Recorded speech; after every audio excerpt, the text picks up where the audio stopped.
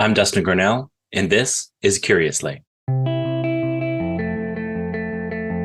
In this episode, we explore the extraordinary career of Clay Walker, a renowned photographer and independent filmmaker. With a diverse set of skills encompassing producing, directing, photography, editing, programming, and design, Clay has made a significant impact over the past 28 years on various projects, spanning short and feature films, music videos, television programs, and interactive media.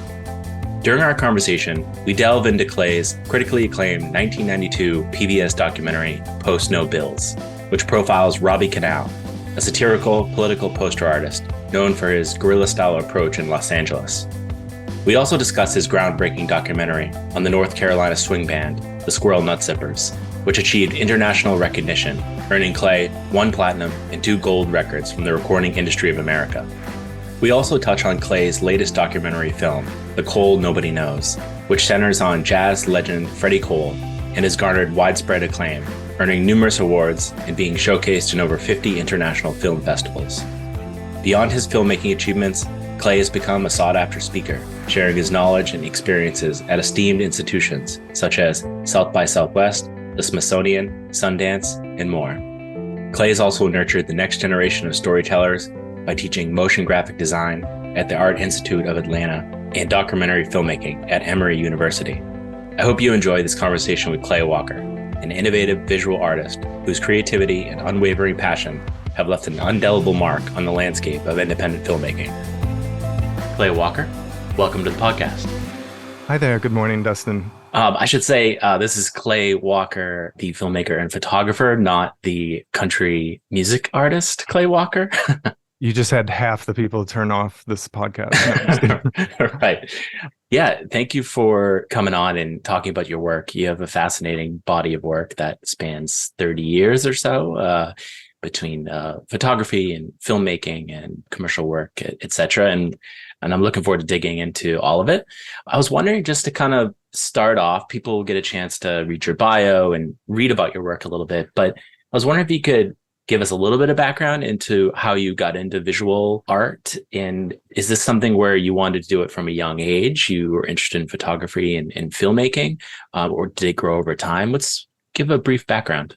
I think my start in visual arts began when I went to college, and I actually went to Georgia Tech on an electrical engineering scholarship. And I knew, it was just, I was 18 years old and things were changing in terms of my exposure to things. And even when I arrived in Atlanta to go start this program for orientation at Georgia Tech, I realized that I was in the wrong program. I was not going down a path that I wanted to do, and switch majors during orientation to architecture so that I could get into more of a visual arts type of thing or hands-on. I just, the way things are now, you've got so much access to things. Like I started very fundamentally. In high school, I was mostly into fine arts. I took multiple years of fine arts in high school. I also had received a scholarship to the Memphis College of Arts where I would go on the weekend, and had a great opportunity to do things I couldn't do in high school. And I did tremendous amount of, it's kind of funny, mechanical drawings. So I took drafting in high school and spent a lot of time doing isometric drawings with the T-square, just hundreds of hours of, perfecting this meticulous type of work. But I was also very good at math. So it was this very strange paradox of I was in math competitions. So I very much, I was able to get a scholarship to go to Georgia Tech, and that seemed the way to go. Electrical engineering, but, whatever happened in that last bit of my senior year and going to Georgia Tech, just that was wearing off whatever my interest in mathematics and science was. So I landed at Georgia Tech into this program, and amazingly, I was immediately bombarded with film stuff. I had no exposure to still photography or filmmaking, but so many of my teachers there were speaking in terms of, films. You need to go see this. I had one teacher, my English teacher, had just recently published a book called The History of the Narrative Film. So he used a lot of film references and stuff in English class. And the architecture program was so intense that they started speaking to in a visual way, and through films, things like Koyaanisqatsi, David Byrne's True Stories had just come out. Blue Velvet was a film, that a lot of people were talking about. And for me, it was really opening my mind to visual stuff. And And at this moment too, I met a person there who, lo and behold, there was a black and white dark room, in the basement there, and this person was constantly doing black and white prints, and I was becoming very fascinated in that. And so I realized very quickly in at Georgia Tech that I didn't want to stay there, and I wanted to stay in an academic setting. So I applied to NYU and I applied to USC, which were two of the primary colleges in which you could go get film training. And my sister was moving up to New York. She's a music protege flautist, and she was going to go to Juilliard. So it kind of influenced me towards going to go to NYU. And so I finished out my year at Georgia Tech. It started getting involved in some film production there within the city. They had a place that you could go do weekend things, work on a music video, just get your hands on a camera as part of a group, as part of a team. And I did move to New York City, and I did go there to go to NYU. I got accepted. And when it came time to register, absolutely, probably for the first time in my life, realized that I would never be able to afford to go to a school like that. Like, I'd gone to Georgia Tech on scholarship because of the math background and the test scores and stuff. And I thought that would just carry over to someone wanting to do, photography and filmmaking. And so I did not enroll in classes there. And I was supporting myself as a bike messenger. I was speeding around Manhattan, and I actually got stopped by a police car on 6th Avenue for various infractions of running through red lights and all these different things they came up with, not having a bell on my handlebars and stuff. And I realized at that moment I should probably get back in school. And so I pretty much got out, I guess, the phone book at that point and started trying to find a school in the New York City area that hadn't started yet. And so there was this amazing college in Queens, LaGuardia Community College, that was on a quarter system. So they hadn't started yet. And I was able to enroll there and start taking classes. Fascinating. Yeah. So one thing I want to talk about is your photographic work. You've had a very interesting career. You've photographed some high profile people, actors like Marlee Matlin, Philip Glass, Susan Vega, Richard Gere. You even did a project photographing the Dalai Lama. And as we were speaking about coming on the podcast, you talked about photographs you took for the second Act Up presentation in March of 1988. You said some of those pictures were, you felt like they were the most significant or important you'd taken. They are beautiful pictures. I was wondering if you could kind of briefly introduce that project, what the demonstrations were, and how you got involved in photographing them. At LaGuardia, they had a black and white photography program. There was a 2-year program that you could do to get a degree in that. And so I was thrilled to, enroll in a class where I could just start basic black and white photography skills and darkroom skills. And I had an amazing teacher, Julio Nazario. Since then, it's hard to define someone as your mentor, but he's definitely been a voice in my head ever since. And he always put that in my head when visually surveying something, am I telling the story visually? Am I close enough? Am I far enough away?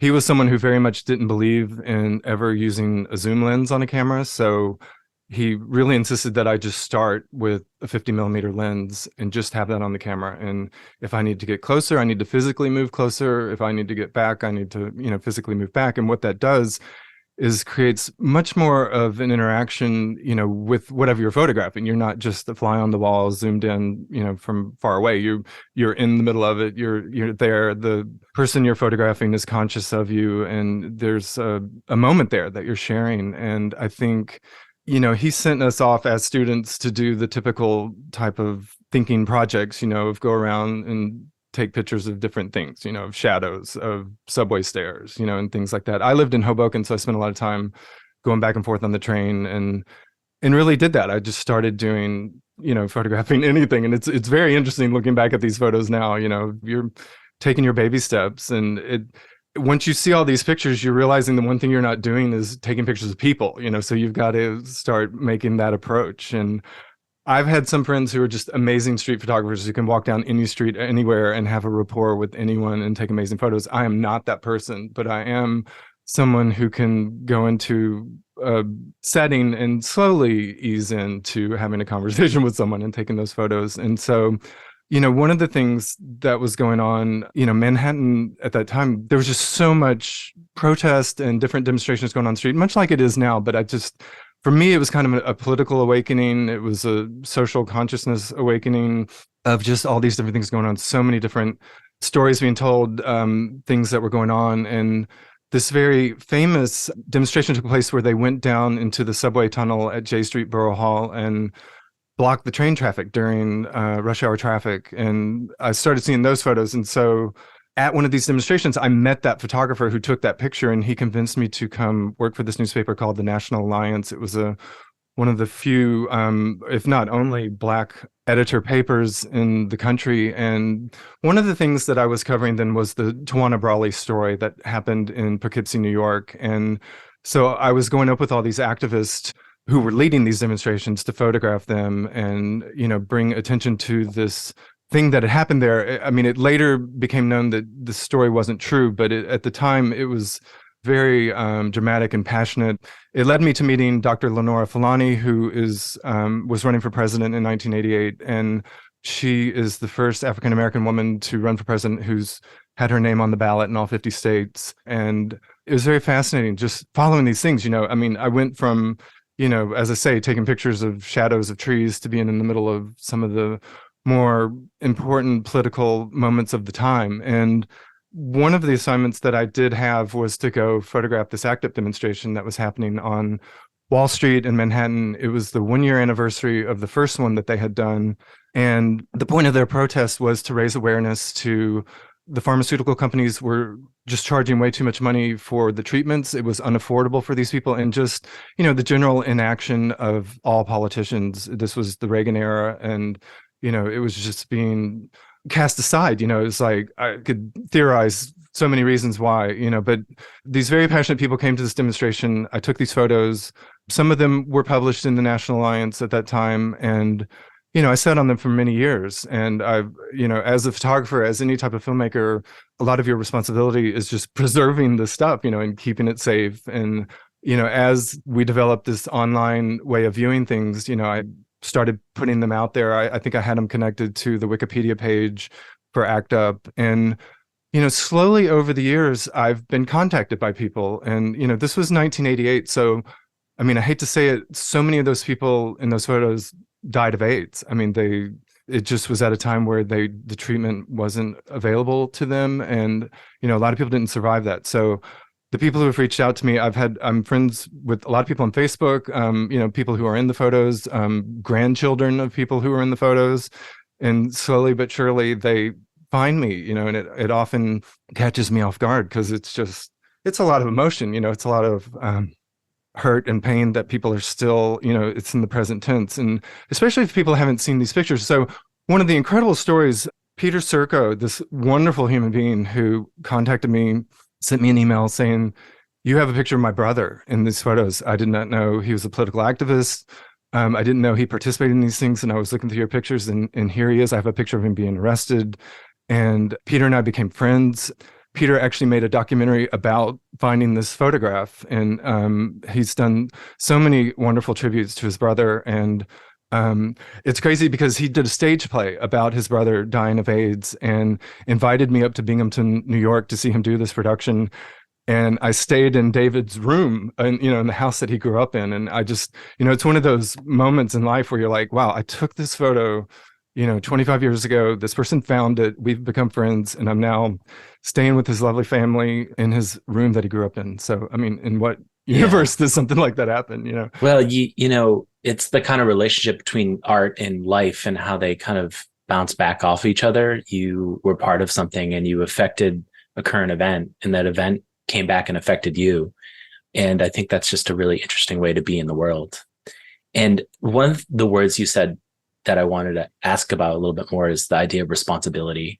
You said you have this responsibility to protect the images and to shepherd them almost. I was also wondering, from a kind of like a historical perspective, what responsibility do you feel in a moment like that when you're capturing a demonstration?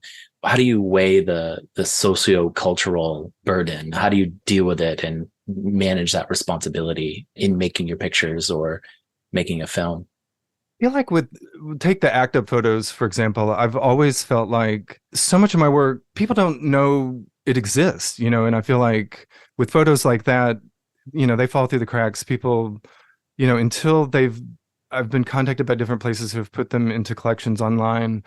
I mean, specifically with the active photos, Emory University actually bought the negatives from me a couple of years ago because they wanted to preserve them. They added them to one of their collections so that people can have them, make use of them.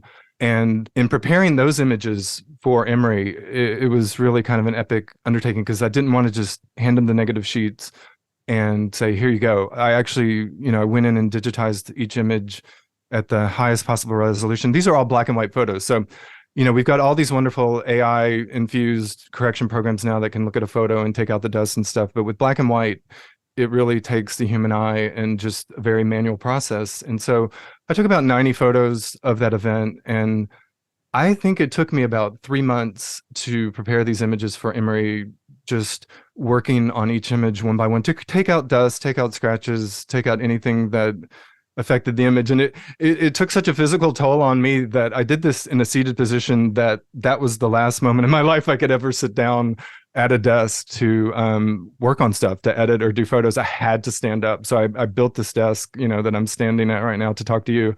And it was because of these images, because it was just, it was too tedious and just crippling me to be in this position. But it was what needed to be done to perfectly make these images the best they could possibly be for others to have them. And I get contacted by films. Early on, some of the images were used on a documentary on Greg Louganis. The Anthony Fauci film that was on National Geographic used a couple of them.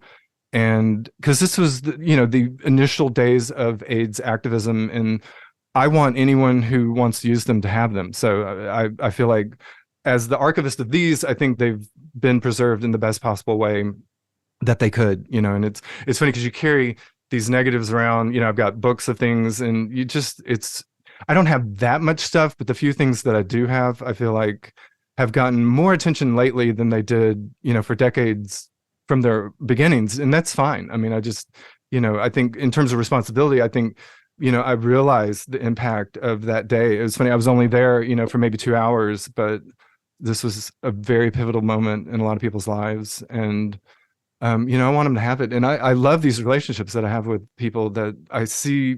These people who are family members of these people are also incredible people. So they're amazing artists. So it's been an immersion into other people's lives that I might not have ever had. And it starts, with these connections, with these images. And I think as technology improves, you're asking me this question, like I've made a couple of documentaries. One of my documentaries I shot on film, and I'm still carrying, these negatives around because it's like, at what point can you jettison this stuff? Have you got it into the present well enough? This 116mm documentary, I had it scanned a couple of years ago to 2K image frame by frame, and it looks gorgeous. It's like, it's the best I've ever seen it. I've never even seen it looking this great. So do I jettison the negative now, or do I keep it because in a year from now, there's going to be 8K 3D, imagery scanner, kind of thing. So you just don't know, what to do with this stuff. So I think I feel the burden of that. I have everything kind of condensed down, but I will continue to carry this stuff around because you just don't know what's around the corner with invention and stuff. And you care deeply, and that's evident. There was another photograph, a series of 3 photographs that you shared with me. It was 3 pictures vertically oriented at the Hoboken Overlook in Hoboken, New Jersey. That there was a picture where, it's this beautiful place where you can see a panoramic view of New York City. Explain that project. How did that come? What is that about? Yeah.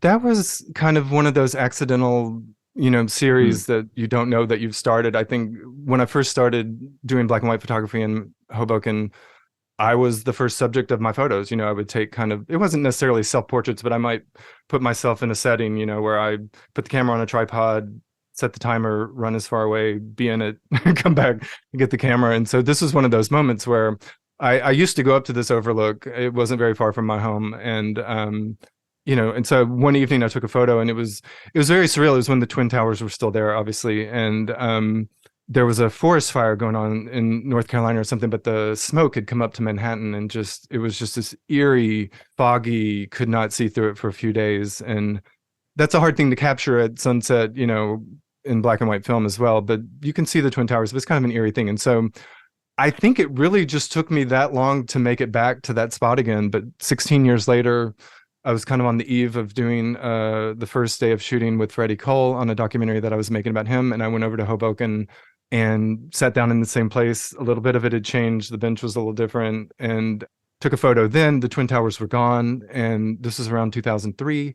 And so doing the math, I decided, 16 years later, got to go up there almost to the month, I think. And my wife and I went up there and found the spot. But at this point, I actually reached out to Stevens Institute, whose property this is, because I felt like, it would be one of these moments where you prepare this elaborate trip up there, and then, it's like, you don't really have access to get to where you're going. And so I wrote to them, and they put me in touch with one of their social media people. And so they were kind of fascinated that this person is taking this time to come up and take this 32-year span of images. And so we did. We set up and took this photo, kind of framed it a little different where we sat and stuff, but it kind of created the trilogy of this. So I guess you'll know where I'll be in 2035 when it's time to do the next one of those. Right. But I love it. I mean, I love stuff like that. I've seen, you see pictures of people in New York who have come back 35 years later to take a picture of the same street corner, and how it's changed and stuff like that. But, the thing that's changed a lot in that photo too is me. So it's interesting to see me through different stages of life.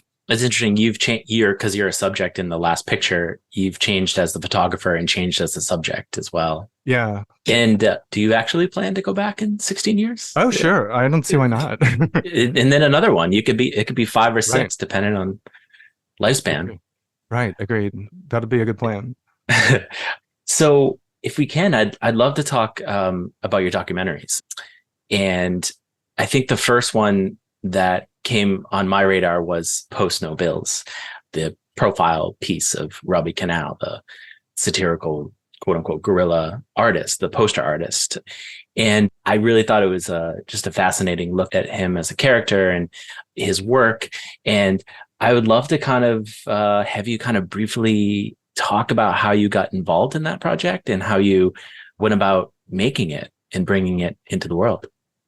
So I transitioned from living in New York. I did actually apply to USC to go to their film school and got accepted to USC, but not the film school. But I did move to Los Angeles at that point, and with the intention of just continuously applying to USC's film school after getting declined. So went to USC, started attending classes, applied to the film school. I applied a second time, got declined.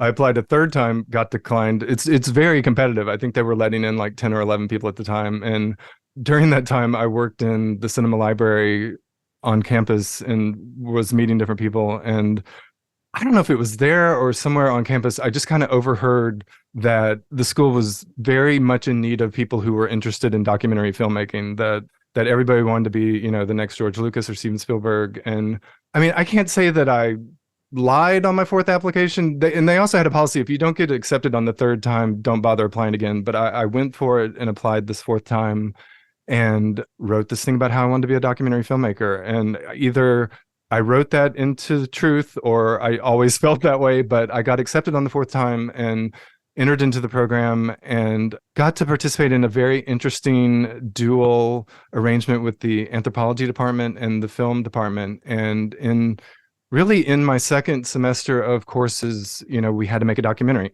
And that's kind of a complicated thing to just jumpstart, and a short documentary, I should say, to jumpstart, without, unless you were already arrived on the scene, with something to do. So my first interest really was ACT UP. Like I did start going to some meetings and trying to see if I could put together some interview subjects, and it was not working out. And just because it was just too much coordination. I know we all know now, it's like you got your phone, your laptop, you could just get in touch with 10 people in the moment that I spoke this sentence, but we could not do that in that short amount of time. So funny enough, one of the people I reached out to was Matt Groening, who was the creator of The Simpsons. It was showing, just as a 2-minute piece on the Tracy Ullman Show. And I always loved Life in Hell cartoons. Those were always so funny to me. So this seemed like someone that would be a great subject of a film. I don't think much had been told about him. And my third person was Robbie Conal, who, for me living in Los Angeles at this time, if you lived anywhere on the West Side or, because that's where he lived, his posters were everywhere. I mean, they were just this strange thing that you caught out of the corner of your eye that you had no idea So, and to explain this to your listeners, like, so he would do an oil painting of someone like Ronald Reagan, and he would have just this very simple amount of text that would say like contradiction. And this was during the Iran Contra time. He would go out at night with his little, he calls them his guerrilla armies. You know, they would meet, he'd hand out a roll of posters to people, give them wallpaper glue, and just send them out into the city to glue these things up. So they would get glued up on traffic light switching boxes, construction sites, anywhere anybody could get creative with. And so as someone who lived there, you know, for all the different posters that he was doing at the time, it started, you know, it gets saturated. You start seeing a new poster, you start seeing the tattered remains of an older poster. You may not know who it is. There's no, you know, there's no website on it. You know, there's no explanation as to what it was or who it was if you didn't know who it was. And so, you know, it just really becomes kind of subliminally in your mind, you know, of all this crazy stuff is all around me. And you could, I mean, it's like, you know, an art exhibit just going, you know, from one space to another. And there was a bookstore in Santa Monica that he sold them out of. And just in the same process, I found myself in this bookstore and I bought 2 of his posters. I bought the contradiction one and I bought the one of George Bush Sr. that was "It Can't Happen Here" was a poster that he had put up, and had these posters. And, you know, as I'm failing with getting something going with ACT UP and Matt Groening, I'm like, maybe Robbie Conal. You know, so I went to the bookstore, wrote him a letter, had them give it to him, and he actually called me back quite quickly. And we were actually able to move very quickly to create a 10-minute documentary about him in the context of this class, this second semester of, you know, my film degree at USC. And during that time, I always felt like I wanted it to be a longer film. And so the process in which we were making this film, we were shooting with a camera that could only hold 3 minutes of film. We weren't recording sync audio. So everything, you know, it was visual storytelling in which we were able to make this documentary, you know, to tell his story through voiceover, music, and it was cute. It was funny. But I definitely saw the need to make this longer piece. And so I feel like even once the class was done, I just kept shooting stuff, you know, but it was, you have to understand, like, you can walk outside with your iPhone right now and capture anything going on and it's going to look great and it's this great quality. But to do this type of filmmaking back then, if you didn't own a camera, you know, you had to rent a camera, and to rent a camera, you had to have an arrangement with the rental house, and you had to have insurance, and you had to go pay for this, and you had to schedule it, and you had to go do it. And even, you know, in doing all this, I could still only afford to rent the cheapest thing that they had, you know, an Arri camera with a lens turret, or just the one that just had a single lens on it. And I would rent one lens, you know, going back to my still photography training, you know, we're just going to shoot this entire film with one lens, and then schedule stuff with Conal. And I feel like I was able to kind of keep it going, but I had to convince him, you know, that this could be done, that, you know, he just wasn't wasting his time, you know, with someone trying to follow him randomly when they could show up and do the things that he was doing. Yeah. How did you do that? Because, I mean, I think there's a certain amount of convincing your subjects of you're legitimate and competent and confident, and, you know, because people would just say no. They could say no, thank you. And right. How did you get over that hump and convince it was worth his time and all that? Yeah. I think it worked to my favor that the short film was getting attention. So there, you know, there's all these film festivals, started submitting it to those, you know, and back in this time, you would go to film festivals, someone would show something, they'd say, you know, this is sample work of a larger piece that I'm trying to do. You know, we're all trying to raise money to make these films that are our passion projects. And I feel like, you know, Robbie really spoke to a certain constituency, and his posters were being used in films. The filmmaker Joel Schumacher, he really liked Robbie's stuff. He featured his posters in Flatliners and Falling Down, that film with Michael Douglas. Oh, yeah. It was also in a film called Menace to Society. One of his posters had a very poignant use in that film.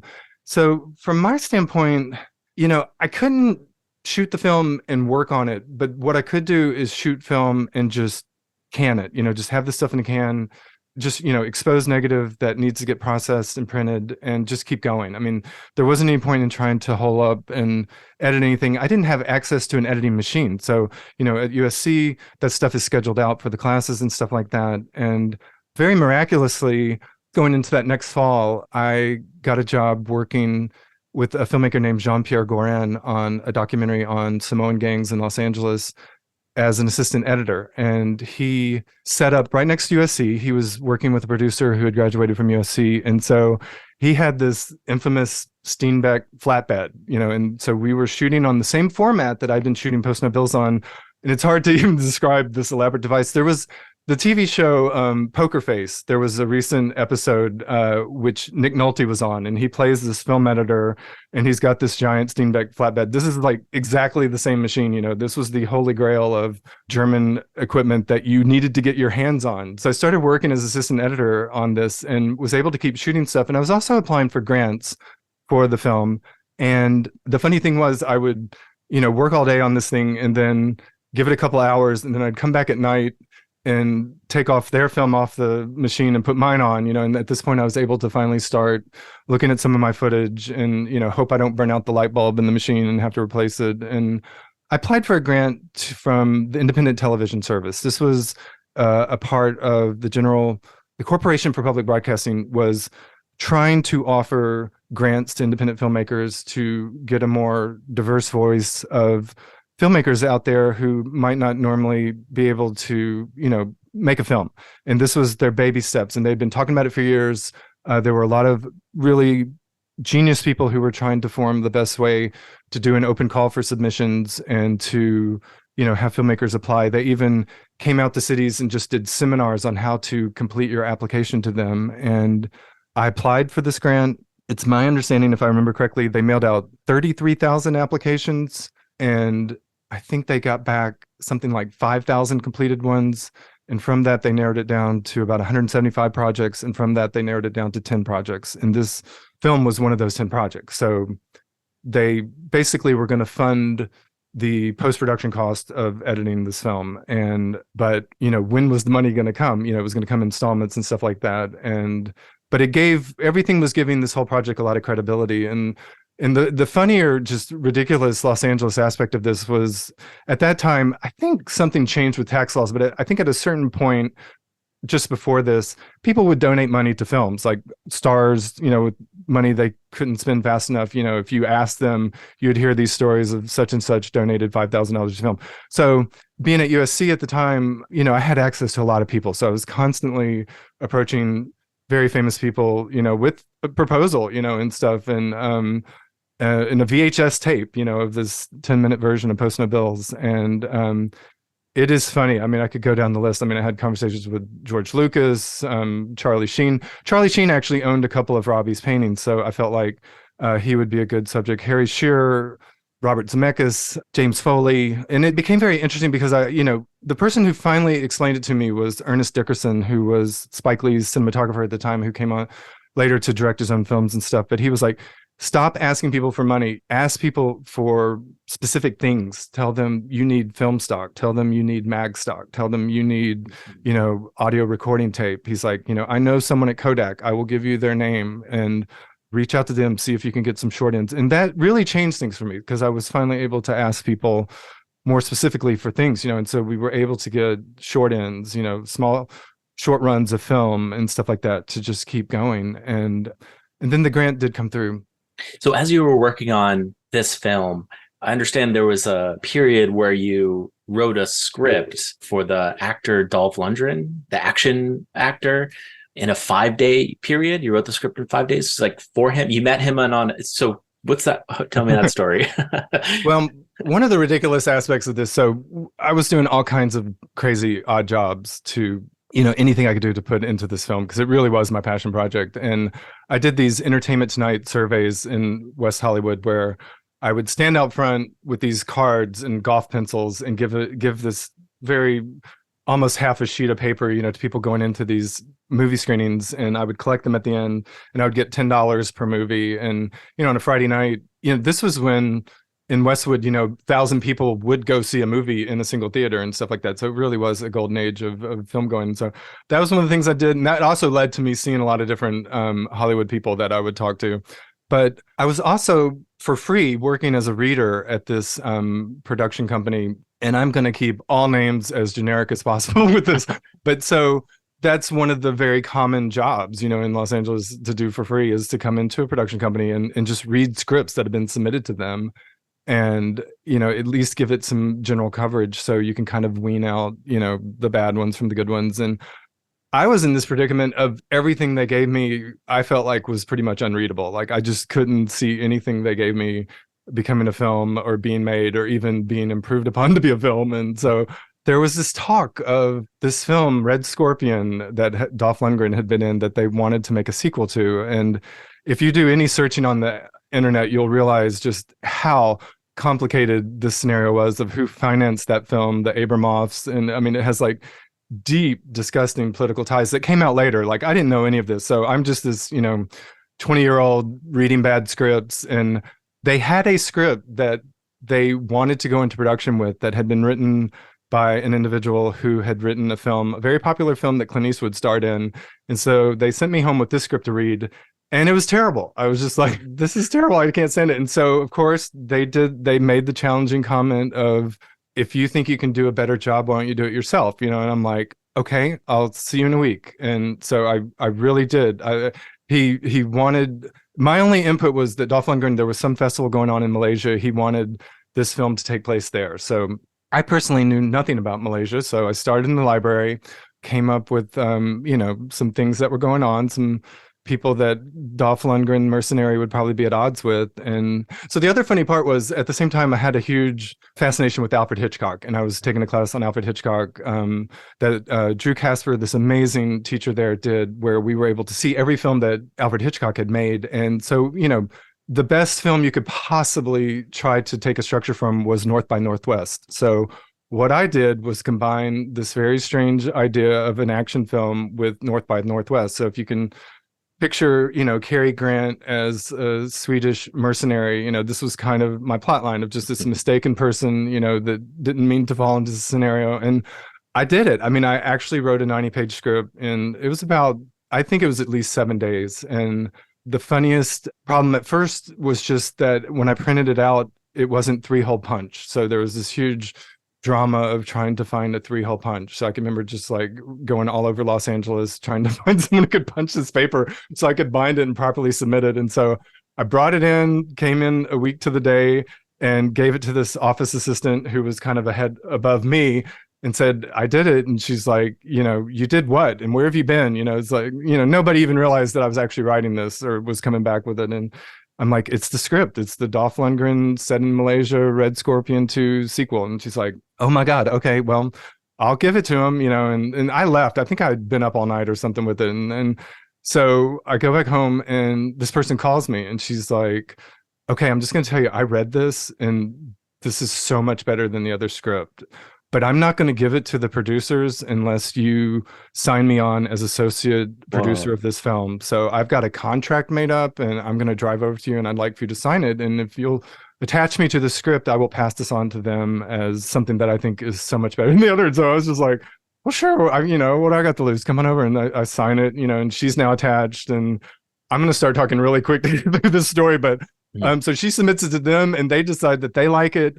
And they give it to this director that they had just worked with on another film that was in theaters. I mean, these are all real filmmakers. And if anybody who's hearing the story, they're like, this is not how you do this. So I'm in complete jeopardy because, stuff has to come through an agent. You don't just hand a producer a script. And so at this point, I know that this director's got the piece, and rumor has it is that he's rewriting it and making it his own, but he's taking my details, to make his own script out of it. And so at this point, this person who's attached herself as associate producer says, I've got to get you an agent. We've got to retract this script. She gets me an agent. I go to Century City. I go meet with this person. And it was so reminiscent of the scene in this movie called The Big Picture with Kevin Bacon, where he's this film student and Martin Short takes him on as his agent. And he goes and meets with his agent. And the agent's like, I'm just going to tell you, this is Martin Short, talking. He's like, I've never seen your work. I don't plan on watching it, but I think you're a genius and I want to represent you. And so I meet with this woman. She's like, I'm not going to read this thing. I'm not going to touch this thing, but I will represent you. This is my fee. I'm going to ask them to return it to me, and we will resubmit it properly, and, it just becomes chaos. These producers call me, threatening me, saying, you don't accuse my director of, blah, blah, blah, blah. So it all falls through. That is just a collapse. But this person who attached herself as associate producer, she's like, okay, well, we're done with Dolph. Let's move on. Let's rewrite it a little bit. Let's go for Schwarzenegger now. Let's, And so the funny thing is, so you're writing the script about someone, you're giving them the least amount of dialogue possible because you know their delivery isn't that great. And so what all these actors are struggling with is they don't want to play these roles anymore. Dolph Lundgren is an extremely intelligent person, and so Arnold Schwarzenegger doesn't want to be the mercenary anymore. But so we go through the creative agencies, we go through, you can only put this out to one person at a time. So we go through CAA and we go through ICM, and this thing just keeps falling through the cracks. And I can't remember how many times I rewrote it, changing it to fit Jean-Claude Van Damme, Michael Dudikoff, anybody that was an action hero that still might want to do this, but at this point we don't have the producers. So it's just a script that they would have to like and want to get made. So it all collapses. I'm still working on Post No Bills, but it was kind of a crazy story. But then years later, so I never met Dolph during any of this. Like, he wouldn't know who I was in a million years. And so many years later, it must have been 2006, 2007. I was in West Hollywood because this documentary that I made on Freddy Cole was shown in a film festival, and I'd gone out to meet some friends of mine, and I came back to the hotel, and I'm in the elevator, and I've pushed the button, and just as the doors close, and I'm gonna just go to bed, like this hand comes in between the two doors and stops it and pulls them open, and I know immediately it's Dolph Lundgren, and he is with someone else, and he is very intoxicated, and so the doors close.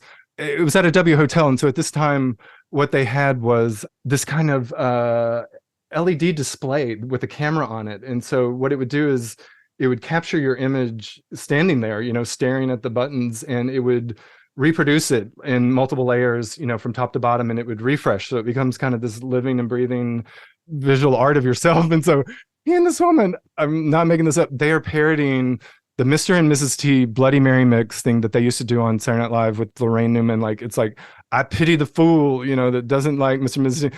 And they're just so happy and having so much fun. And it's so ridiculous. And like, he falls over on me, and I catch him, with my hands in both of his sweaty armpits, and just standing back up, we're just face to face, and just back up on his feet, and I'm like, what floor are you going to? And I push the button, and it's like, we're best friends. Like, they get out of the elevator, and they're like, I see you, and I'm like, oh my God, and I go on to my thing, and I'm like, so I had that moment of thought, like the next day, I show up for breakfast very early there. I'm like, God, if I see him again, maybe I could actually bring up, did you ever hear of this ridiculous script that was offered to you, as Red Scorpion 2? But long story short, that film actually did get made. I'm not quite sure who was in it or who paid for it, but there is a film with that title. So, and to what degree was your original premise or nothing, work? Okay. I don't think it had anything to do with anything. So I think it was just the journey of a Hollywood script, huh? Wow. It feels like a slight subplot of Barry, of the thing that Bill Hader's doing right now. Like just the absurdity of, of something doesn't exist one moment, and then it's like this hot thing, and then nobody cares about it, So, and that's pretty much it up. And you were pretzeling yourself all the way, writing it for different actors and right. And yeah, wow. I did the math. Like, I had it registered with the Writers Guild. Like, the minimum script purchase was like $55,000 back then. So I was like, okay, well, if this gets bought, this is the money, and I think even that person who attached herself, she's like, you should direct this film, so I'm going to put forth that, you should be the director and stuff. So I was just like, wow, am I going to end up in Malaysia, making this thing? So, but it, never got anywhere. So one thing that I'm curious about that too, is that, that's fiction. How much have your ambitions laid in fiction? Because you're a photographer and you take pictures of real people, and you're a filmmaker, and you make documentary films, and you're telling true stories essentially. But you wrote this fictional story, this high concept fictional story also. Like, have you wanted to make feature films? Like, make things up? I think I had a real jumping off point probably during that time. I mean, whether I pretended to want to be a documentary filmmaker or really did want to be one, just didn't know it. I think from that point forward, that has been the path I've been on. Mm-hmm. I think a lot of my initial Super 8 films that I made were fiction projects. The very first Super 8 film thing I did was an adaptation of Franz Kafka's Hunger Artist. So it started very complicated. I love that story. Yeah. And, but I really... It's funny. I feel like throughout the years, like when you see people who are purely talented at certain things, you kind of, if that's just not oozing out of you, you maybe go in a different direction. I know when I was at art college, I witnessed a fellow person who could draw horses from memory. Like, he would just sit down and draw a muscular, detailed horse from his mind, and I think that kind of swayed me from thinking I could do that, because I mean, people are so amazingly talented. And I think I just kept trying to find what I could do that I felt that comfortable with, that just a lot of people make things look easy, musicians and stuff that do work very hard at it. But I do think there's kind of a balance between things that you're naturally talented at and can naturally express yourself through. So I think with documentary film work and stuff like that, I think that, I mean, I'm probably hiding myself a bit more that way. Like one of my initial teachers at Georgia Tech told me I should be an actor, that I should pursue going to filmmaking as an actor, and then I could transition to being a director, that a lot of people were doing that. And that would be one way to get in there. And I don't know. I actually, even when I was at LaGuardia Community College, I took an acting class, and I think it just wasn't the fit that I wanted. So I think I really haven't done a lot of creative writing in that sense. I think I'm constantly bombarded, even in the corporate work that I do. It's all storytelling type stuff of real people type things. So, but yeah, I mean, I think the Dolph Lundgren thing shows that, if I wanted to, I certainly could, but I'm just not, for some reason. Yeah. It's interesting. Every artist in a way has to do kind of a honest inventory of themselves. What are my talents? What am I naturally good at? What am I weak at? And I've noticed that in my own work, where I write fiction and I write nonfiction, but sometimes the nonfiction stories that use fictional techniques, this hybrid approach, like Michael Lewis and long form narrative nonfiction writers, that's kind of a sweet spot I find sometimes for myself, because it's like, you don't have to be exceptionally strong in either. It's almost like you're stealing a little bit from fiction and you're telling the true story. So you have to be kind of a journalist and a fiction writer, hybrid in a way. So yeah, I just think it's interesting as living a creative life. You do kind of have to do these check-ins throughout your career. Like, oh, I'm actually kind of good at that. Maybe I should keep going, or that doesn't speak to me. So maybe I should kind of go this way. And you get kind of blown around a little bit. I don't know if you've felt that, and just kind of assessing yourself and evaluating your strengths and weaknesses. Yeah, I think I wear a lot of different hats. I think when I was very busy in corporate video type stuff, people would see me as one thing but not the other. Like, this is my editor, and some people are, this is my videographer. And I think if I had a story I really wanted to tell, and maybe I think I always envisioned myself, as we all do, just growing old in a beautiful cabin somewhere with nature and writing. And I think so much life has happened that I haven't found that as an escape to just be, writing and writing. And a good example is when I was at USC, John Singleton was there, and everywhere I saw him at USC, he was writing and writing and writing. Like, he's under a tree, he's at a bench, and he was writing Boys in the Hood. He left school there and made that film. And he was, it's just one of those individuals, they're so passionate about this story that they need to tell. So I was not on that path, I think, as a writer.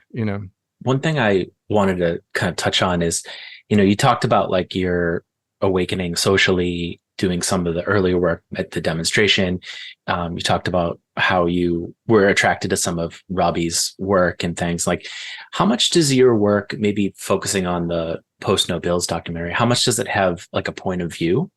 To what degree are you trying to stay completely objective in your work versus kind of having a political viewpoint? Like, are you trying to tell both sides of the stories? Are you leaning a certain way as the filmmaker? How do you manage that process? That is a great question. And I'll use Post No Bills as an example. And, one of the things, when I finished the longer film, I had a screening of it, and my teacher, who was present for the first incarnation of it, was there. And she said that her feedback was that she liked it, but the thing that made her sad about it was that she just didn't sense any of me in this piece. And so I've always, felt that as a very legitimate piece of constructive feedback. And I think, people have different approaches as a documentary filmmaker. They may want to be a Michael Moore and be a part of this narrative and part of this storyline that's unfolding in front of them. And, that's not my style, but I can say as someone, so for Post No Bills, for example, this is a film that I photographed, I edited, and by default directed, and, did all the production work. And you better believe that there's a point of view there. It may not be as present, it might not be in your face, but I mean, I could walk you through cut by cut in this film and explain to you why I did that, kind of thing, and what I was trying to say with it. And so, I mean, I want to open up the Post No Bills experience, because I think it can really speak very quickly to what you're talking about. So this is a project where here's this guy, little rebel in the night, with his bucket of glue, a roll of posters, when I wanted to make this film on him, it's really all I imagined. We're going to go out into a dark street. You're going to glue up these posters. We're going to come back the next day and see them. And, that's our story. It's beautiful. Toulouse-Lautrec would be proud of you. And so, the first time I show up to do this, there's another news crew there. So it's kind of like, oh, okay, you invited them too, and so I've got this little camera that records 3 minutes of film, and they've got, a full ENG package and stuff. And my instruction is, if you could stay out of their way, that would be great. So, so I did that. Okay, so this isn't my chance to get that footage of him going down the street and stuff. So it'll happen next time. So the next time we do it again, another news crew, photographer, and if I, I'm told to kind of stay out of their way. So I finally realized, I got it real quick, that, this whole film that I'm making is about this person becoming, a media personality. Like, he quite possibly might not ever go out without a camera with him. And I think you could argue that it could be for safety.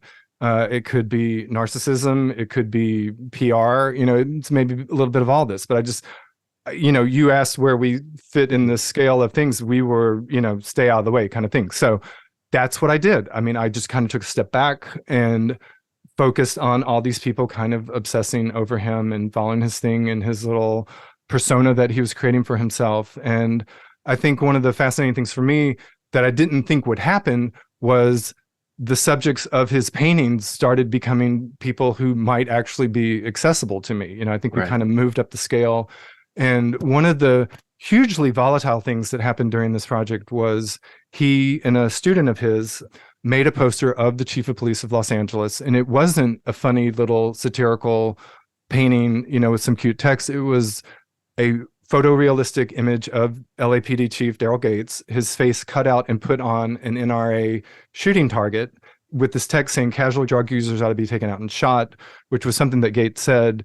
So put these up in the city, and it got a lot of attention. I mean, it got a lot of attention from all types of media. It wasn't just the camera people that he had coming out with him. And in this process, I did what I do best. I started writing letters to people. I wrote Daryl Gates a letter and said, could I come down and interview you? And I gave it kind of a bigger scope of what we might talk about, but he did invite me down. I did go to police headquarters. This is halfway in between the Rodney King beating becoming known and the LA riots. So we were like in that December spot. And so I interviewed him talking about Robbie's posters. I was able to get Oliver North. I went to the Reagan Library opening, so I was able to get, Ronald Reagan in actual film that I shot. So one of the things I tried to do structurally and editorially, and from my point of view, was when I realized that I could get these people, I started transitioning in the film visually and stylistically. What I did was, at the beginning of the film, like when you see Ronald Reagan, he's in video. When you see Oliver North, he's in video. And then as I got towards the end of the film, I switched it. These people are now on film and real. And I started transitioning Robbie into video. Like, you see him in this video texture. You see him in a closer shot, video texture. And I mean, what I was trying to say, was just, he's entered in to this arena in which he's criticizing people, and is he becoming what he's criticizing? So is he diluting his artwork or the efficacy of it by becoming, a TV personality, and I don't know, but I wanted to, from my film standpoint, give you, the viewer, the opportunity to see that. So that's kind of subliminal, but it was definitely completely deliberate, from my standpoint. Yeah, interesting. I definitely want to talk about your other two big documentaries, the Squirrel Nut Zippers, the band who you made a film about, and then also Freddy Cole, the brother of Nat King Cole. But one thing I wanted to ask, kind of, that just occurred to me before we touch on those projects is, are there themes that come out through your work? Is there an itch you're trying to scratch, do you think? Or many? Is there something that ties your work together? I don't know if you ever think about that. Some artists don't. They say, no, I don't really want to answer that question of what itch I'm trying to scratch, because I don't know. And I don't care. And others it's quite explicit, it's kind of something that's top of mind for them. Or are you just trying to tell stories that you're interested in? I think it's a little bit of both. I think it's, once you have a few bodies of work, you could probably attach some type of analysis of it. And I think you're right. I think, like, I was trying to figure that out yesterday. Like, I think with Robbie Conal, I think one of his paradoxes is he actually is this painter, and he creates these paintings that are for sale, but he makes these posters of them, and he goes out and puts them out on the street, and he creates an awareness that this painting exists. So he really doesn't like it when, people say, here's Robbie Conal, poster artist. It's like, no, I'm an artist, I'm a painter. And I think with the Squirrel Nut Zippers, it was the same way. They were inevitably caught in that huge wave of swing music revival, but they didn't want to be called a swing band. And they always kind of pushed that label aside. And then I think with Freddy Cole, he didn't want to just simply be known as his, Nat King Cole's brother, even though he loved his brother. And obviously the work that Nat King Cole did was set the stage, but they were contemporaries, even though there was an age difference with them. So I think in both of those three topics too, it's like people who were unknown becoming more known. I mean, my Freddy Cole film was called The Cole Nobody Knows. So I think the funny thing with the Squirrel Nut Zippers is like everybody knows them and they became very famous, but they weren't. I mean, they weren't when I was working with them, and it really, they had almost an overnight, explosion into the popularity of them. So I think those are themes that probably run through those things. They could be real or not, I could argue for them. Yeah, I think there was one thing I remember you telling me through email, around the time of filming Post No Bills, you ran into a guy named Terry Ork. Yeah. Right. And you got to know him and became friendly with him. And I understand he has kind of an interesting story. He was hiding. Well, let me let you tell it. It's kind of an interesting experience. Terry is he's one of the great people I ever knew. And it's just such a crazy story because I worked in the cinema library in Doheny. It's in the middle of USC campus. People would come there, researchers come there. They had special collections. They had stuff that was so rare that, they would put people in a room with just an index card and a golf pencil to be able to take notes of. You couldn't photocopy it. And so there was this guy, I mean, the best, I mean, I don't want to call him a vagabond, but he was like just this traveling chaos. And he would set up in the corner there. He, in the early days of, this is before Starbucks, but he just made this his office. So he set up in this corner, kind of like Christopher Lloyd's character from Taxi, just the hairs everywhere. You don't know if this person is dangerous or crazy or funny or what, but somehow we became friends because he was there all the time. And he was making this kind of underground newspaper called Modern Times after Charlie Chaplin's, movie title. And so he was just all about independent film. And, and this really was, I mean, in the early 1990s, when the film festivals were starting, this really was when one of the golden eras of independent film. It was becoming commoditized, it was becoming valuable. Films were being made for $30,000 and sold for $5 million.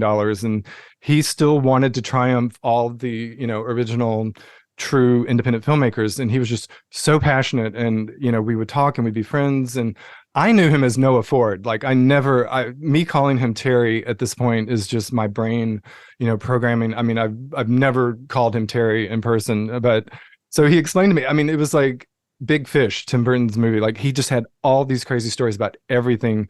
But he told me, he slowly revealed to me that his name wasn't really Noah, that the FBI was looking for him and he was kind of in hiding.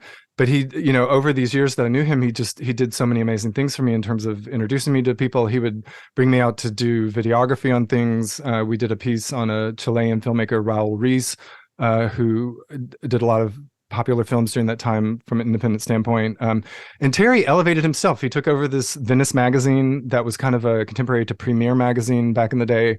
He was managing editor, and he was going to film festivals.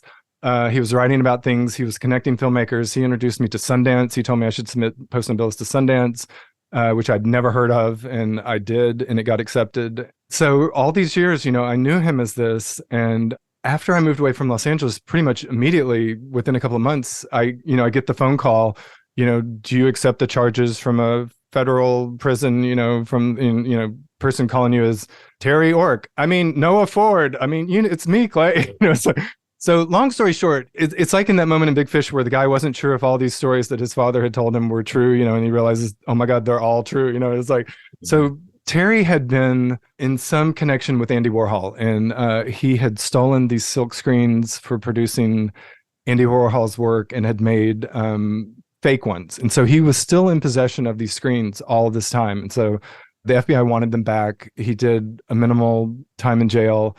And even when he would call me from prison, it was like he was having the time of his life. He was like on the same floor with Charles Keating, and it was a party. Everything was a party for him.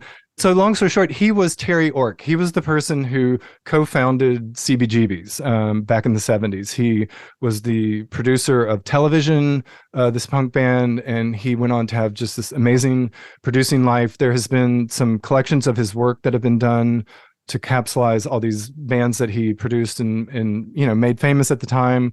The movie CBGB that was made, I think Johnny Galecki played him.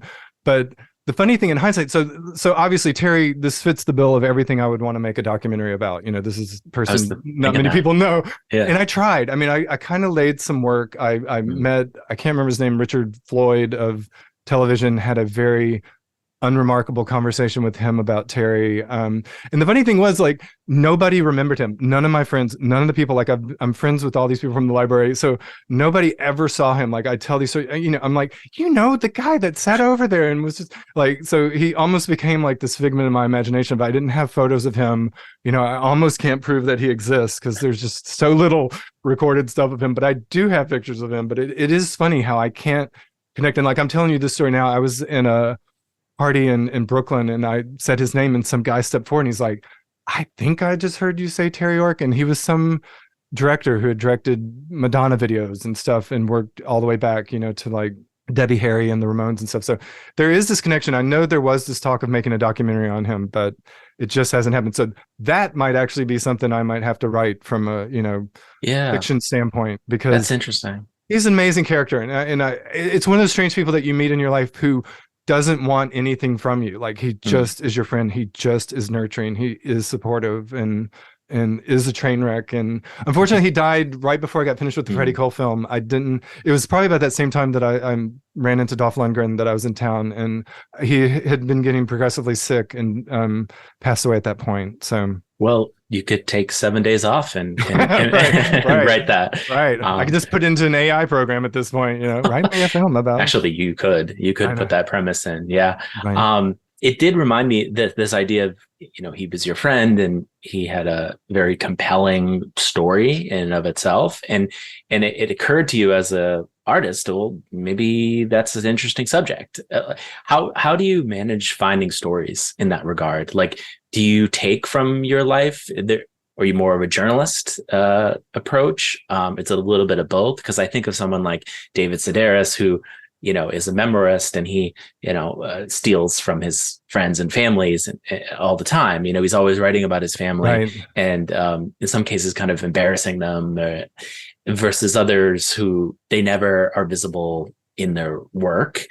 For you, how is that story finding, story choosing process? I think in these, they were different things that had impact on me, like the Squirrel Nut Zippers. I was hearing them on the radio and I really liked them. Okay. And that project began as I wrote them a letter, and Freddy Cole, the funny thing was I had been a fan of his long before I was aware that he lived in Atlanta. And I hate to say it makes me sound like I don't know my music, but I didn't actually realize he was Nat King Cole's brother. So I had a huge appreciation for him. He did a recording with Grover Washington Jr. that he sings a couple of songs on that were just two of my favorites forever. And when I finally connected that dot that he was Nat's brother, it wasn't a huge epiphany, but it was like, of course he is. But it just, for some people, not a lot of people have that pure of an experience, I think, with knowing who Freddie is. So I felt very compelled, and again, I wrote him a letter. It's like this just always starts with this letter writing. And his manager came back and said, we'd love to do this.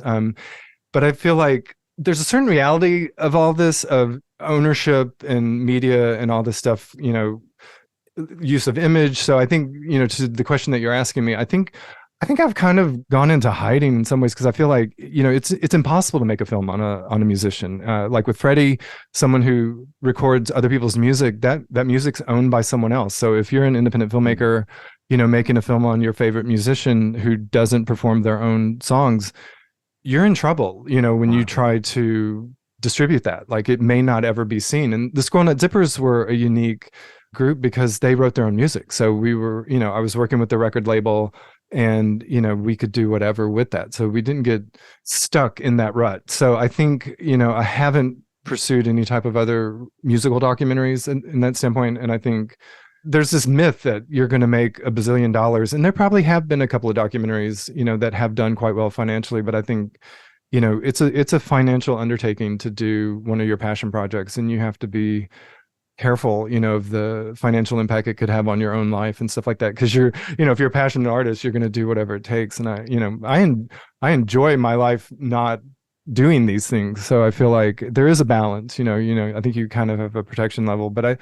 I do think if something came along, I mean, if someone contacted me tomorrow and said, man, I heard that thing on Terry York, would you write a film? I wanted to do it. He was my, mentor as well. I would love to do that, but there's just, there's the reality of balancing this. I know you've tried to segue into talking about doing corporate type work. And I feel like when I finished Post No Bills, I moved to Atlanta again for the second time and came out here with that beloved film editing machine. And, the industry was in transition at that point. We were moving from film to digital, and it was kind of a slow process. And, it was kind of unemployable. I just finished this PBS documentary, and I was applying to things, and, I ended up applying to pizzerias, and I ended up working at Kinko's. That was my landing spot after making this film for 4 years. And but slowly, Adobe came along, Photoshop came along, After Effects came along, and so I had from high school a lot of computer programming, and I saw a job opportunity for an interactive programmer creating interactive CD-ROMs.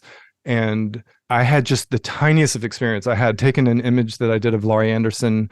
At the time, Laurie Anderson had a Puppet Motel interactive CD that was out. This is all, it's just years before the internet. So, it was an opportunity to, with your computer, because, personal computing was taking off, to experience these artists and people like her, of course, this, amazing visual artist, poet, creates this incredible cryptic interactive experience for you to go in and enjoy. And it was created in this programming, that software that I wanted to try to figure out how to learn, and so I bought that, and immediately within like a week saw a job offering for it to go create, corporate CD-ROMs, interactive CD-ROMs for like MCI. And I went in and I said to the interviewer, I'm like, I'm going to tell you, I've got like 2 weeks tops experience with this, but this is something that I made with it. And the person was like, well, you've got the most experience of anyone we've interviewed, you're hired. And so, I started doing CD-ROMs, and just epic amount of work week hours, 40, 80-hour weeks, more than that. But what it created was this new opportunity. And I learned at that time that there were different musicians that were coming out with stuff. Sarah McLachlan came out with this thing called an enhanced audio CD. So people who were creating a CD will hold 74 minutes of music. And so, if an artist has 40 minutes of music, there's empty space on the CD. It's an audio CD, but it's also a data CD. And so some geniuses had created some type of, I don't know if it's hardware or software programming, in which you could make an audio CD that if you put it in your audio CD player, it plays the music. But if you put it in your computer, it launches this interactive presentation. So people like Prince, Sarah McLachlan, the Bare Naked Ladies, they had all made these very interesting enhanced audio CDs. And I was fascinated with it. So having, a bit of interest in the Squirrel Nut Zippers, when I approached them, I actually did not approach them about making a documentary. I approached them about making an enhanced audio CD. And so they came to town and I talked with them, and, they didn't quite understand what I was saying, but their record label did, because their record label, they were paying attention to this type of technology. This was Mammoth Records in Carborough, North Carolina. And they said, go for it. It was kind of like writing the Dolph Lundgren script. It was like, I wasn't going to be paid, but if you want to do this, do it. And so I did. And so we amazingly did it. So the Hot album, you can't even play it now, I don't think. But if you had the Hot album, which was one of their second release, it worked as an audio CD or an enhanced CD. And what was in that enhanced CD was several years of my work of going around with them, going to shows, putting live performance, and compressing and encapsulating the stuff into an experience that you could step through and learn more about them and see stuff. And so the funny thing about them was that they had sold, when I first approached them, they had sold like 10,000 copies of The Inevitable. And, they were playing all over the place. And the Hot album came out with this interactive presentation, and it got a lot of attention, I think, from the interactive world. CNN did a piece on it. I had some news people, try to explain what was going on the CD, because they were excited about it. It was a very interesting thing. and that was that. I don't remember what the initial sale of the album was, but so they went ahead and moved on to their next recording. They did Perennial Favorites. And at this point, the record label was very much on board. I had a small budget to do it. It kind of retroactively paid me for all the expenses that I'd had doing everything else. And I don't know exactly the timing of it, but it really was the TV show Millennium, this thing with Lance Henriksen, the guy who played Bishop in Aliens and stuff, that came on after the X-Files. He was doing some kind of autopsy or something and had one of the songs from the Hot album, the song titled Hell, and he was either whistling or singing or whatever, but it took off for them. Like, it just skyrocketed. And so the CD that had been, I don't know how many it had sold, it went gold, then it went platinum, and then it almost did another platinum. So it sold close to 2 million copies, and it was a phenomenal success. It made them, they were on every TV show performing, and it was fun. I mean, it was to come out of the grunge era, to go to these shows where people were dressing up like they were from the 1920s and dancing to this music. I mean, it was an incredible moment. I feel like, and then the internet happened, and then all this stuff was just completely accessible, from a web browser, so there wasn't really a need to, and on a Macintosh, like an enhanced audio CD works perfectly. On Windows 95 or Windows 98, whatever this thing was born into, everybody was having problems. So it was a complicated thing that the record label didn't particularly want to do in terms of answering technical support for something, that it either works or it doesn't. If it doesn't, just move on. And the Perennial Favorites also had an enhanced CD program on it that I made, and I was extremely proud of that. I think it was some of the best work I've ever done from a photography standpoint and video. And it's like a sand painting. You can't see anymore. It existed, it was there, it's gone, and that's okay. But with that same footage, I was able to make the documentary that we speak of, this about the recording of the Hot album and the band itself. And that in itself stood alone. They used it as an EPK to promote the band.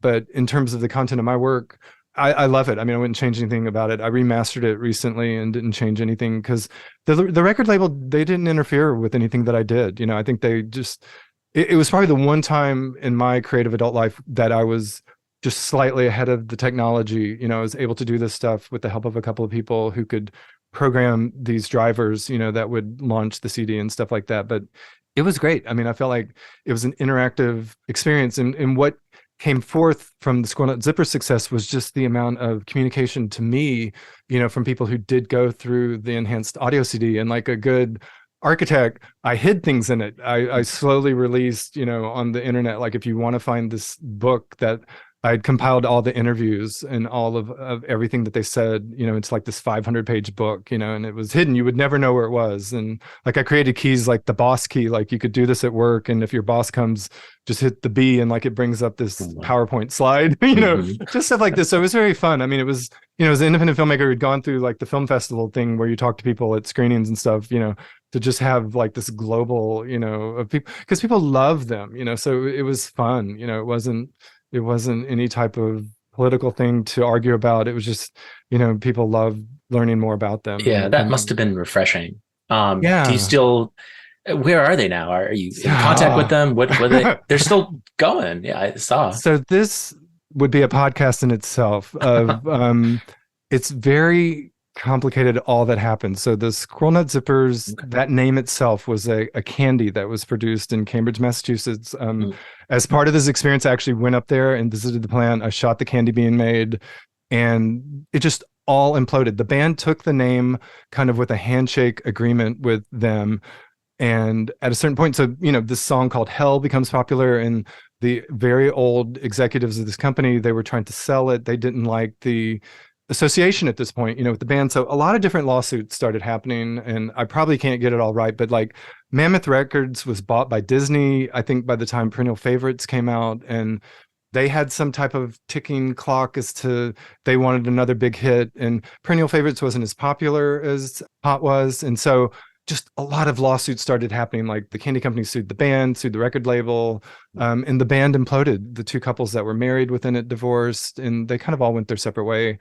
The band does still exist as an incarnation. I think I may actually see them in Memphis in a couple of weeks. I am still friends with Jimbo Mathis, who is kind of the lead driving force of it still. But yeah, they have endured in a lot of different manifestations of the band. So I'm thrilled, and they did keep the name as they had it. I think the candy company just really wanted them to stop using their trademarked logo and stuff, the squirrel and stuff like that. And I think that was probably the agreement that was made there. But some publication in North Carolina wrote a piece one time called like the Squirrel Nut Zipper Opera, and it really detailed the imploding of them. And I don't even have a copy of it, and I don't think you can find it online, but it was a fascinating.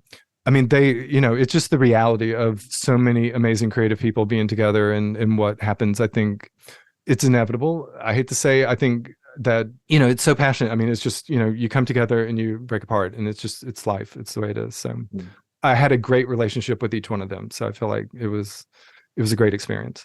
I guess as we kind of think about winding down a little bit, I wanted to maybe broaden the conversation.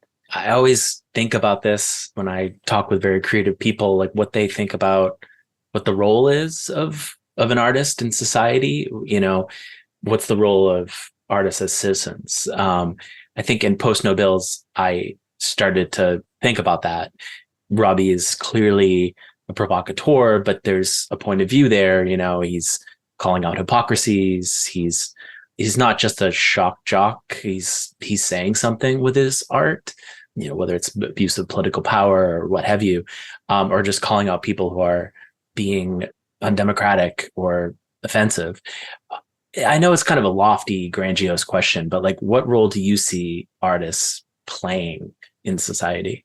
I know that's a tough question. I think I can probably only boil it down to it's going to have to be an issue of integrity. I think if you're someone like Robbie, it becomes a lot of responsibility. I think, when these people step forward and are visible and have a message, unfortunately, it's this, what we're talking around too is capitalism. I think, Robbie sells stuff. It's about money. He was featured on all these TV things they have advertisers. I feel like I really don't know. I mean, we live in such a funny, strange age now. Like I think of Robbie's work, like those were the good, simple times of just Iran-Contra. You didn't have a Donald Trump where people are just so committed to what they already believe. Jordan Kepler on The Daily Show did an amazing sidebar type thing where he was talking about interviewing in the field, and he talked to someone who was dead set in her view of Donald Trump hadn't done anything wrong. And Jordan Kepler kept saying, well, no, there actually are witnesses who have said that he did do this, would that change your opinion? And she's like, no, I guess not. No, I believe what I believe. So I think that's kind of the reality now that I think of what an artist is up against.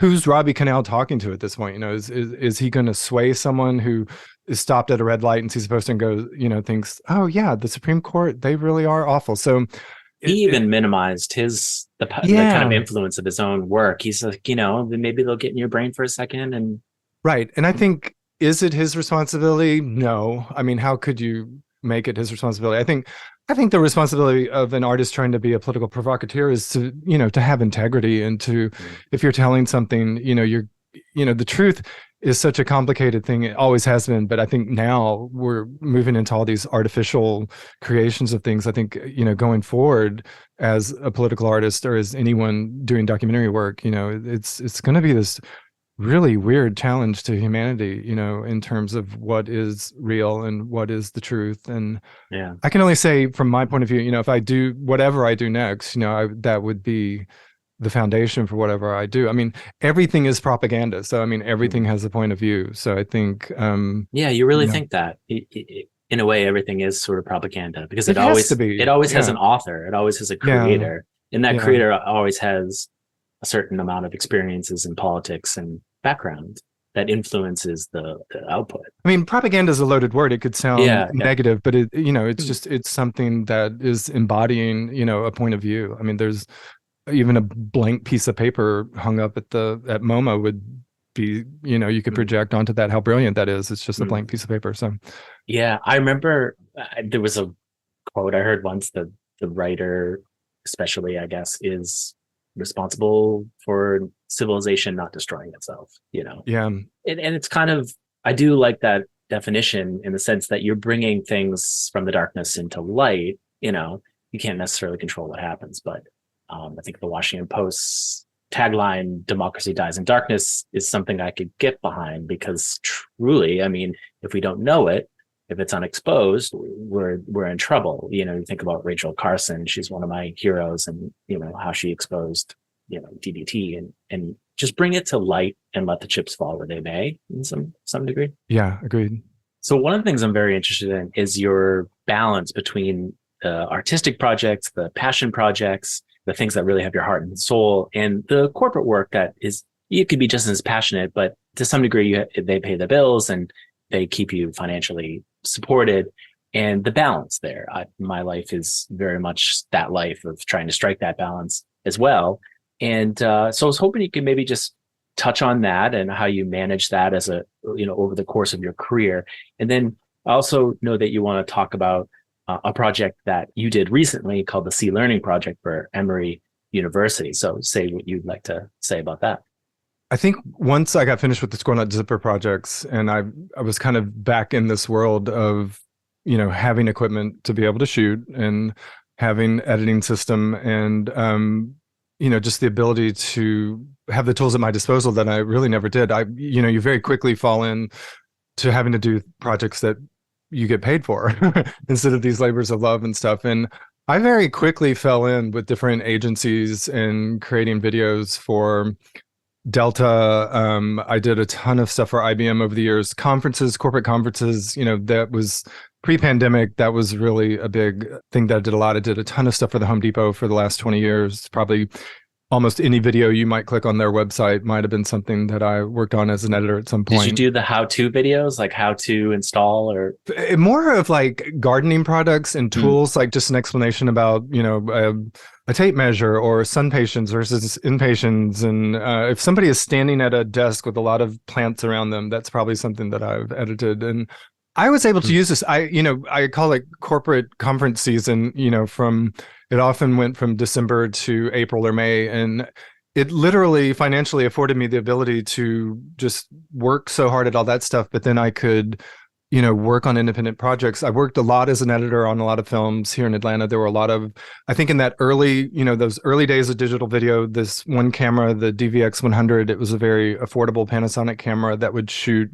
24p that looked very filmic. It was, a cassette tape to shoot on was $10. So people who had stories they wanted to tell, were able to start doing this and making films. And I feel like with a lot, I used to say I've probably edited every type of genre as an editor, and people were coming to me and asking me, if I could edit this thing, and there was usually some kind of technical problem. So it was a lot of different things, but I felt like I really enjoyed that time of working with these filmmakers. I sadly often joke that I was like in the independent filmmaker witness relocation program, because I feel like I would work on these films, we would complete them, they would submit it to Sundance and Telluride, they wouldn't get accepted, and they would kind of move on and disappear, and I'd never see them again. So I kind of had this ongoing relationship, and that kind of ended. I mean, the industry came to Atlanta, the film industry, and I think that a lot of these people that I used to work with, they were more wardrobe type people, set dressers and stuff, and wanted to be independent filmmakers, but they found permanent placement on this never ending slew of work that has come to Atlanta,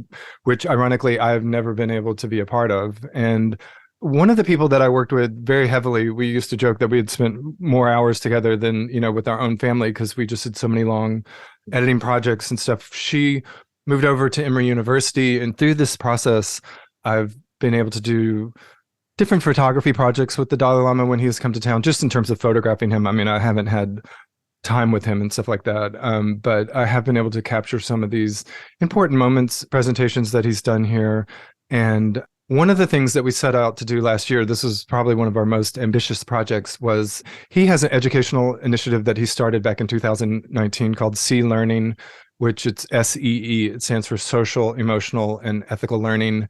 It's a K through 12 education program for international use created by Emory University to provide educators the tools to foster emotional, social, and ethical intelligence in students. So we wanted to get some examples. This producer, I mean, she really juggled so many things. I mean, we created this 5-month schedule of intensive travel like I've never done before. And she had other crews that were shooting in other countries. So we went to Italy and Romania, and then came back to the States, and then did a second journey to Mongolia, and then came back, and then we finished in India. And what we were doing was shooting in elementary schools, capturing testimonials, making short documentaries about how Sea Learning's been implemented into their schools. And the ultimate goal was to present them at this conference in Dharamsala, where the Dalai Lama lives, on December 9th. And so we did it. I mean, it was a very intense schedule, and we're still in a pandemic. The person I worked with got sick after the Mongolian portion, and I, for the first time, caught COVID in Mumbai, early December, right when I was going to really be, burning the late night oil to finish these pieces. So, you just can't control this type of stuff. We were very safe, double masking on flights, but we spent so much time in transit. I didn't quite do the math, but we spent somewhere between 3 weeks to a month just in transit, like at the airport, and, overnight stays and stuff like that, just trying to get to these different places that we were going, remote places. And it was a fascinating project. I feel like, all of my skills as a documentary filmmaker and just traveling equipment, I really got that down to a science for this trip, where I had to travel 3 cases that weighed 50 pounds each, that the cases themselves had a 62-inch total measurement type stuff. So, everything came in at 49.5 pounds because I just had to use everything I could have. And it was a fascinating project. We were, the people that we met, so happy to see us. We were up near the Russian border in Mongolia, and just, they had been waiting for us to get there. And, we would do as many interviews as we could during the time, shoot the students in classrooms, and created these wonderful pieces that were presented to His Holiness the Dalai Lama on December 9th at this conference. And I'm hoping that we'll do more of it, but I feel like that was a wonderful part of my career, where I was able to kind of bridge getting paid for something that was very important, which may shape the future of the world in terms of education and people's behavior with one another. So I was very grateful. I think it took me about a month after getting back, to just kind of get over the stress of traveling and COVID recovery and stuff like that. But it all worked out really well. And if people want to see them, where should they go? That is a good question. There is a website. Let me see if it's on there while I'm talking. If you search for Sea Learning, it will take you to the Emory website. And I'm not sure if their Vimeo page is linked to it, but if you were to search for the conference that was held in Dharamsala, India in December, there, a lot of that stuff, the entire program record is there. And it was people from all over the world came there to give presentations and talk about how Sea Learning is being used, and students, and just discussions. And it was just, it was an incredible gathering and testament to all the amazing things that the Dalai Lama has done for us. Very cool. So yeah, I don't have any more questions. It's been a fascinating conversation. I am very grateful for you donating your time. I love kind of digging into your background and speaking with you. And I hope more people get exposed to your work. If they want to find more of your work, where's the best place to go to find that? I think if you just Google it at this point, my name and one of these topics like Freddy Cole, Clay Walker, it's all on Vimeo, to answer your question. But I think there's a lot of other places that it's being housed and stuff. So, but you could definitely, the Squirrel Nut Zipper documentary is out there for free. The Freddy Cole documentary is out there for free. And I believe the Post-Note bills is $1. Yeah, it's $1. Yep, I've tried to make it as economical as possible. Well, thank you again, and I really appreciate it. Yeah, thank you so much. Thanks for listening to this episode of Curiously. I hope you enjoyed this conversation with Clay Walker. Stay tuned for more conversations with people I meet along the way.